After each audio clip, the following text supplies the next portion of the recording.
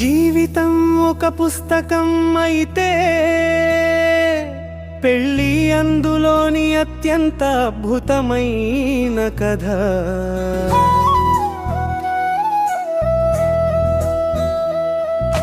జీవితం ఒక పుస్తకం అయితే పెళ్ళి అందులోని అత్యంత అద్భుతమైన కథ.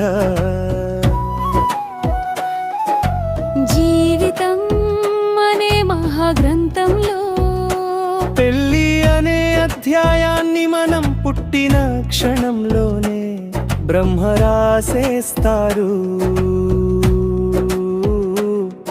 కానీ ఆ కథను అద్భుతంగా మరపురానిదిగా మార్చుకోవలసింది మాత్రం మనమే. ఈ కథలో ముఖ్య పాత్రలు పోషించేది వధూవరుడు. వాళ్ళిద్దరినీ కలపటానికి రెండు ముఖ్య అతిథి పాత్రలు.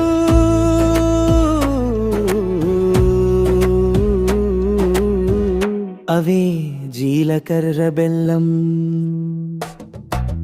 జీవితం ఒక పుస్తకం అయితే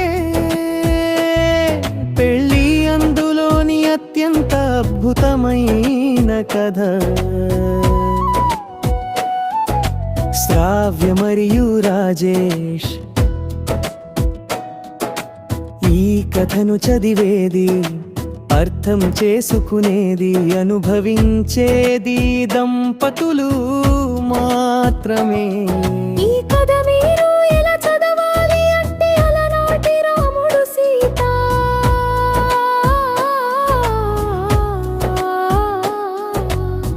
రాధాకృష్ణని అసూయ పడేటట్టు చదవాలి.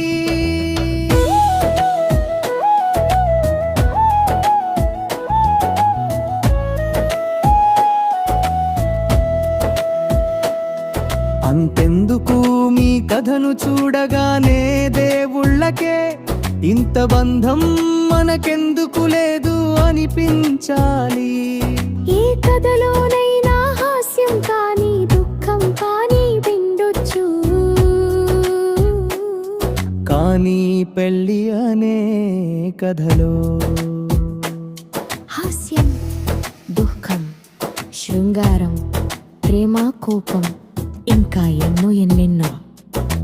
మనిషి అనుభవించే ప్రతిభావాన్ని తనలో దాచుకున్న ఒక సంపూర్ణ కథ.